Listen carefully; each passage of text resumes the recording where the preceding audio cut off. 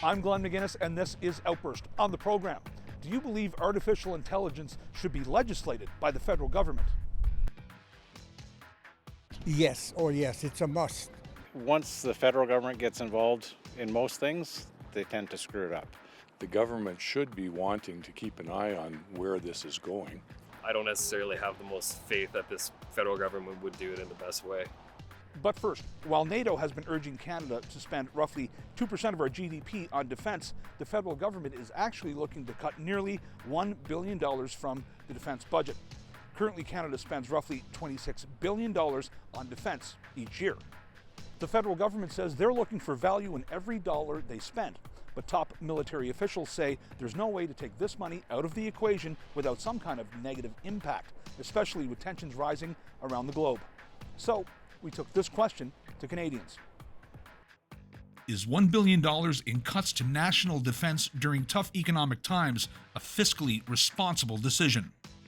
That's a really tough question. I'm an Army brat. I grew up on bases. I understand the need for the military. I also understand the pressures for healthcare and so on. That's a really difficult question.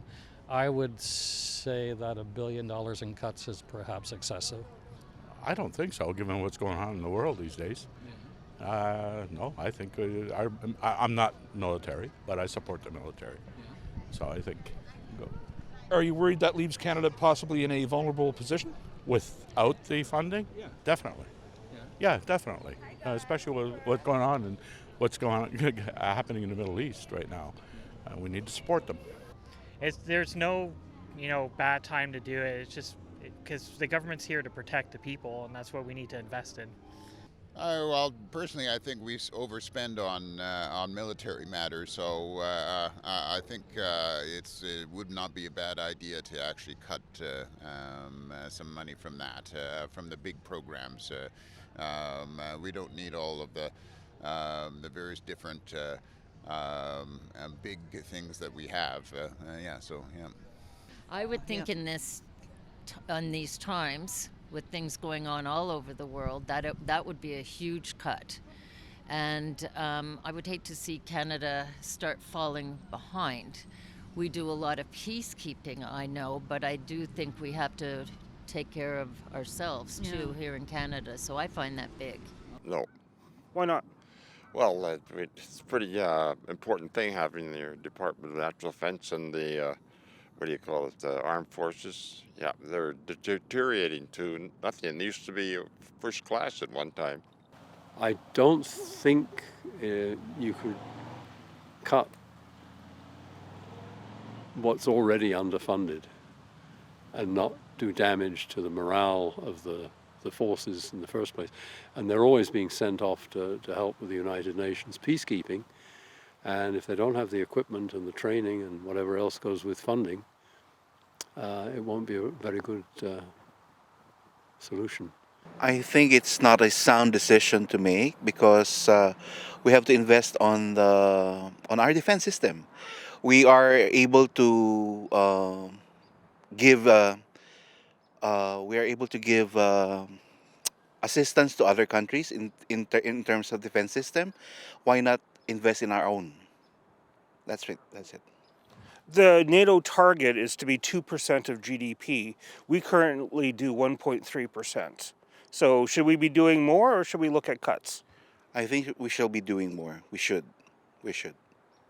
I don't know. That might be a drop in the bucket in terms of the total spending, so I don't really know. But I don't know. Probably living in a time where we need a little more. I don't think so. I'm ex-military myself. Especially I think with what's going on in the world today with a lot of the conflicts, I think Canada's military is being neglected enough already. To take more money away from them, I don't think is a good. They need to be ready to respond when they need to. So taking more money away from them wouldn't be good. I do believe so because we are not sort of either west or east part of it. So we are in a kind of the country that we don't need that much military. In today's world, no, I don't think so. We need to step up and pay our fair share. I think the answer is no, and that's just because of the political landscape in the world and everything's moving so quickly, so we want to be able to depend on ourselves.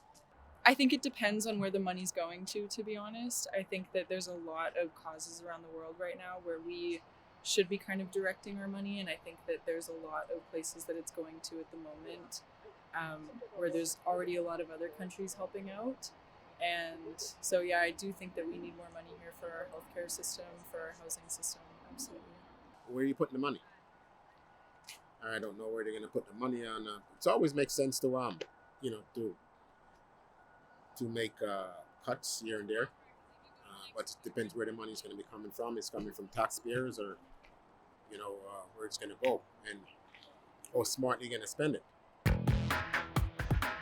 When Greg Fergus began his job as Speaker of the House of Commons, he knew he would have his work cut out for him. A big part of his job is to keep debate flowing freely in the House of Commons and to reprimand those who might get out of line when things get a little heated. He also called for all parties to have mutual respect in the House. While robust debate can be considered constructive, there are those who do feel that all the yelling back and forth could hinder progress. So we took to the streets to ask Canadians what ideas they might have to maybe smooth things over a little in Parliament. Our question: What do you think would improve decorum in the House of Commons? Yeah, they all have their own agendas, so I'm not sure how you can get around that. Debate, I guess, just trying to get the facts out there, and actual facts, not clouded for their particular political views, that kind of thing, I think. Instead of being so defensive, just listen. And maybe the opposition has some good ideas. Instead of just everybody's opposed and they just rub each other the wrong way, maybe you should listen more. Yeah, we're becoming a little too much like the United States, I think, in terms of the political willingness to veer into ground and territory that was unthinkable 5, 10, 20 years ago. You know what I mean? Like, bring back amicable Jack, The death of Jack Layton was a horrible, horrible thing for Canadian democracy, I think, because I think he was a role model for,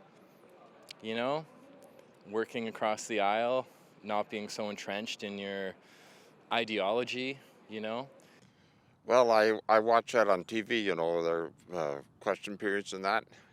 And just for once, I'd like to see the member answer the question that's given them. They never answer it. And, it's just what a waste of time. Do you think things have gotten better or worse? Worse. The decorum? I don't know. Perhaps a more authoritarian speaker. I don't know the new speaker, what he's like, because I haven't seen him in action, but it's the speaker that controls the House, really, and can put an end to any monkey business that's going on or anything that's not proper. Less volatility, way less volatility. I think that now people are making things partisan that shouldn't be partisan, like healthcare, like education, like housing. And I think there's just way too much politicization of things that shouldn't be. For example, all of the vaccination crisis with COVID, I think that was a massive issue. So yeah, less volatility and less anger about nonpartisan issues, to be honest. Okay, great. I think there needs to be more unity on important subjects to Canadians. I think that having political divide over pettiness and over little things that aren't important to the Canadian people is unnecessary. So they need to get rid of all that pettiness and come together to help Canadians as a whole. We have 3 parties here, so our 3 major parties at least work together. There's nowhere to go but up. I think the Speaker should enforce civil discourse in the House of Commons. I think the leaders as well need to speak to their caucuses about the decorum that's required. What is required? You were elected here as representatives. There's a certain amount of dignity that comes with that. You're certainly paid to have that dignity. They need to act that way. We're retired school teachers. We would never tolerate that at all in our classrooms, ever. So true. They can act more like adults and not children, right? It seems like it's kindergarten I'm watching, really and truly, all the shouting and name calling. But yeah, grow up. That would help. There's left, there's right. There's not a lot of common ground these days, especially, hopefully with an election coming up. People seem to stick to their talking points, and it's pretty divisive. from what I can see. But I hope on the core matters, they can come together. But it's a tough one right now. There's not a lot of common ground between the two sides. That's a tough question because they seem to waste a lot of time doing that. So to be honest, I don't really have a good answer for it, but it's definitely something that needs to stop. Giving the speaker the proper sanctions. That would work. Removing people from the floor. Removing people from the floor. Anything else? Oh, I think that's a good start.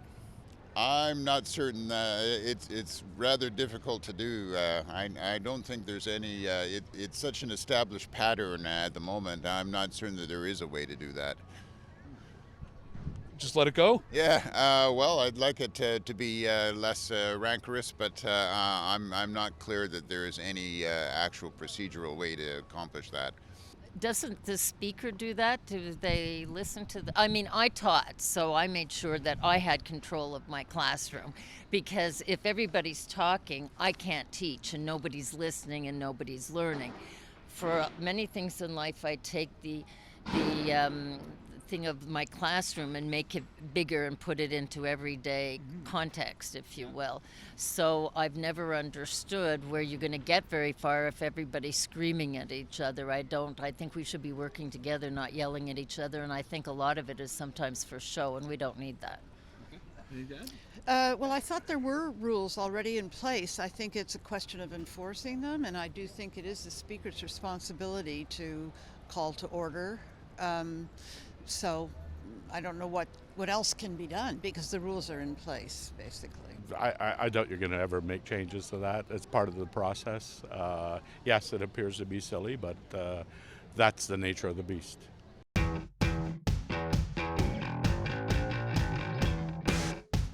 How many British monarchs have there been since 1066? 21, 41, or 61? 21, 41, and 61. 61? 41. Yeah, I'll go with 41. I'd say 41. I'm going with 21. 21. 21. 21? Since 1066? Let's go 21. 41. 41, final answer. 21. 41. 41. 61. The answer, 41. Good for you. Thank you. King Charles III is the 41st monarch in a line of succession that traces its origins back almost 1,000 years to the Norman king William the Conqueror in 1066. On the 14th of October 1066, William became the first Norman king of England after defeating the Anglo-Saxon army at the Battle of Hastings. Since then, 40 monarchs have ascended to the throne. The current monarch, King Charles III, is a direct descendant of William the Conqueror, and he has been related in one way or another to every other king or queen of England before him.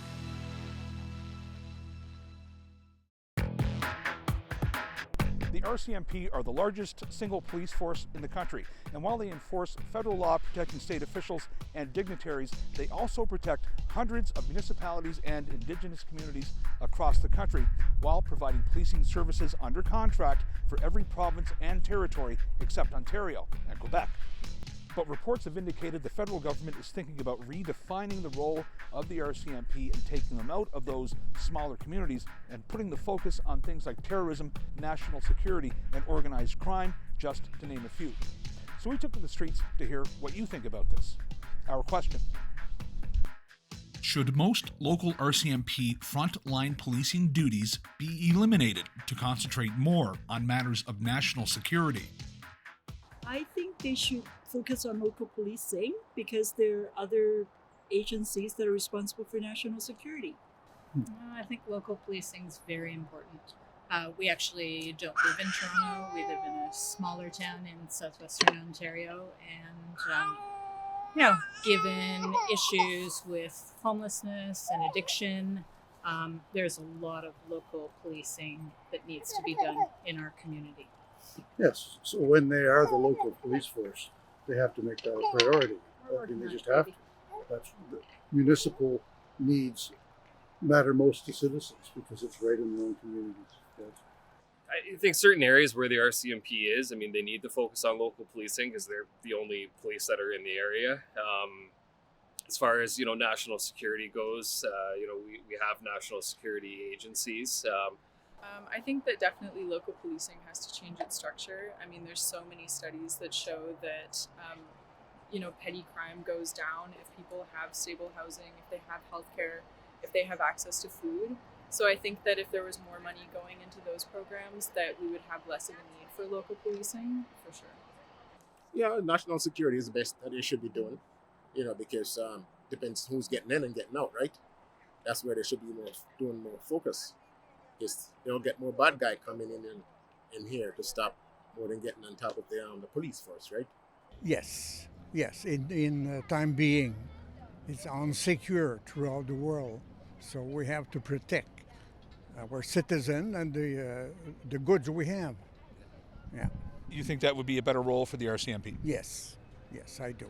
Oh, that's another tough one there too. I would say as long as they've got the other forces to handle their towns or whatever, do that. But as long as they know they've got enough police force in their town, for sure.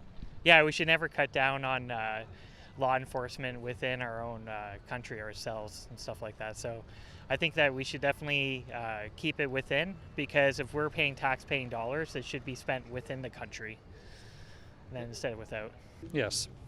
Yes, absolutely. In fact, that's the way it started in this country. We had the Dominion Police from 1867 into the 1920s. It was merged with the RCMP in the 1920s. The RCMP's mandate is stretched. They have recruiting issues. They are provincial police. They are municipal police all over the country. They just can't do it all. So why don't we have them focus on things that they can excel at? Provinces need to step up. There used to be provincial police in Alberta. There used to be one in New Brunswick, I believe. We should return to that model. The funding for the RCMP, in terms of, that was going to that, can be redirected to the provinces to start up their own forces. No, I don't think so, because especially a lot of the rural areas within Canada rely on that policing, that day-to-day policing. A lot of small communities don't have regional police forces. Okay. What if they brought in regional police forces? Do you think that would be? I don't think a lot of people can afford it. Yeah, exactly. I don't think it would be affordable. I think there's still a need for the RCMP. Isn't it the only police in some small communities? Right. So I wouldn't want to take that away from the small communities by any stretch. Well, I think they should cooperate with local police, and there should be decisions made with, considering both departments, both the RCMP and local police officials on, who covers what, unless there's an overabundance of police officers that can handle the situation. I mean, with things like Nova Scotia wouldn't happen if the police had the resources they needed to look after things, and police are just too far away from some of these locations, and they couldn't serve them properly, and that's resulted in the tragedy that happened, I think. I think that really depends on the area that they're in. Rural Saskatchewan, rural Manitoba, and Alberta, obviously, I think in a lot of ways need an increase in policing.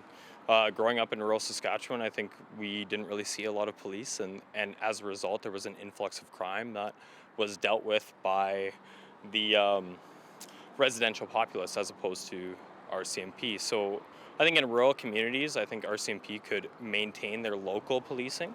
Well, I think policing is becoming more and more complex. If you're going to spend resources on white-collar crime, fraud, things of that nature, national security, you could redefine the RCMP that way as opposed to frontline. But at the same time, there are some provinces that I think are probably too small to develop the infrastructure to have their own police force. We do need our RCMP depot here in Saskatchewan, in Regina, Saskatchewan, because I think it's a factor toward myself being an Indigenous. I have a late uncle that was an RCMP officer that went through depot a long time ago. So out of a lot of respect, I think we do need local RCMP We do, and I hope we keep the RCMP detachment staying here in Regina. As an Indigenous person for myself, we need the RCMP. You know, we need like local establishments on First Nations and First Nation policing, and I have no problem with the RCMP coming onto First Nation lands. The influence AI has on our lives may not be fully understood as of yet, and the legislation and regulation surrounding it may seem a bit foggy as well. But back in June, the federal government introduced Bill C-27, which focuses in part on protecting consumer privacy as AI technology continues to evolve at a very quick pace. Establishing guardrails around new technology is nothing new, but OpenAI, the company that is responsible for ChatGPT, has been reportedly asking governments to water down legislation pertaining to AI to reduce regulatory burdens. So, should AI go under the legislative microscope? Our question. Do you believe artificial intelligence should be legislated by the federal government? I think, I'm not sure it's the federal government, but I think there should be a body, an international body, keeping reins on it, because, I mean, it's already gotten out of control to some degree.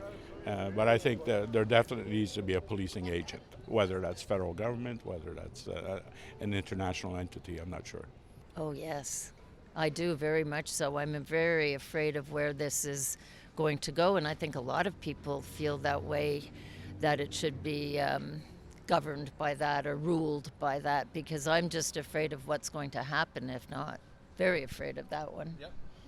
You know what, artificial intelligence and where it is, what it's going to be able to cover is something that I'm not very clear on. So I know government gathers a lot of information already, so whether it should be government controlled or not, I would think there would need to be safeties. You know, there'd have to be a cap on it somewhere along the line, but I don't know enough about it really. I'm still trying to come to grips with the scope and what artificial intelligence is and what it can do and what the benefits and dangers are.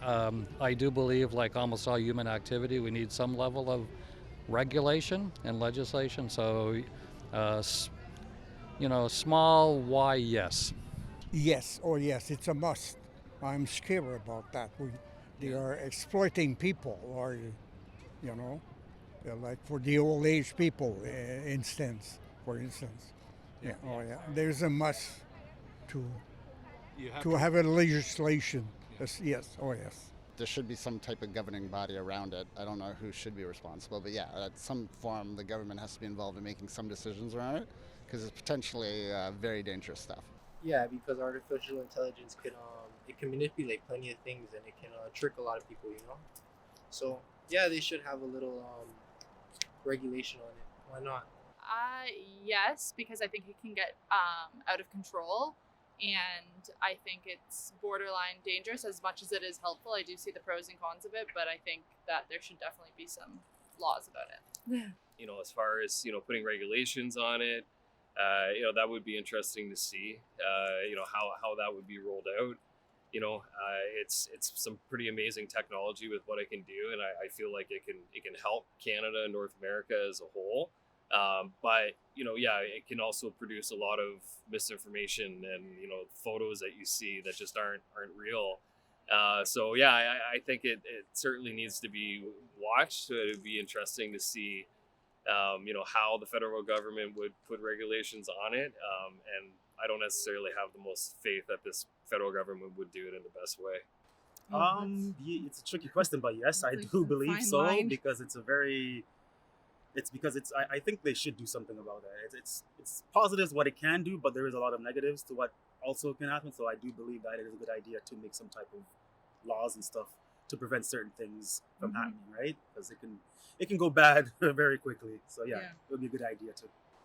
So yes, I think that AI does have helpful applications, but I think that it's growing a lot quicker than our legislators are keeping up with it.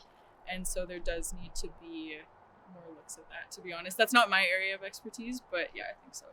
I think there should be regulations in place before it runs away on us. I don't think anything, going to sound bad here, but once the federal government gets involved in most things, they tend to screw it up. So I'm a person that believes in letting the market dictate what will happen. If there's a big demand for AI, it will regulate itself. Oh, I think it can be misused. I think that's the biggest threat. I think it's probably scientifically it could be very beneficial to humankind, but boy, somebody takes advantage of that the wrong way, then we'll have issues. Oh, that's always difficult. It depends on your political philosophy. I think sometimes things need regulating. For example, some of the social media and the harm it's done, and number of suicides and the bullying and all should have been regulated a long time ago, and rigorously so.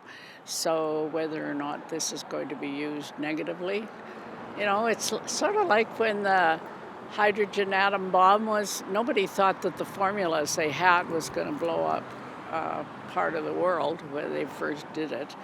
And the consequences we don't know of artificial intelligence yet. We really don't. So, yeah, wait and see, but be vigilant. I think so, yeah. Why? Well, I just think it could take away a lot of jobs that we're doing right now. And again, I think you have to be on the same playing field. It's going to be tough because other countries might not be nearly as legislated as we might want it. So they might get ahead of the many different spots in the world, might get ahead of us in a lot of technologies and industry and everything else. So it's going to be a tough challenge to see where that kind of cleans out. I don't think so. I think the government's got its hands in too many things. I think there's a lot of smart people that could establish good policies and processes without the government having to dictate it. I think the government should only step in when there's like major issues. So, and until we start to see those, I think you need to let, the economy and entrepreneurship decide how to best use AI. Thanks for watching this episode of Outburst on CPAC.